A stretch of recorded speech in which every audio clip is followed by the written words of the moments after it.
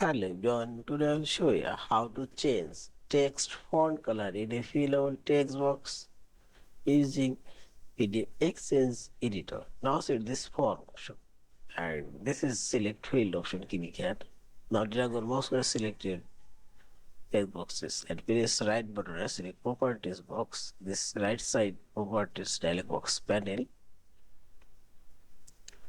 and this is text color. Click on this color option. I'll make this text color blue and this text color I'll make red and see this. In this way you can change a text font color and see this. And finally check this file option, save or save as your fillable PDF form. Thank you for watching. Please subscribe, like, share and comment.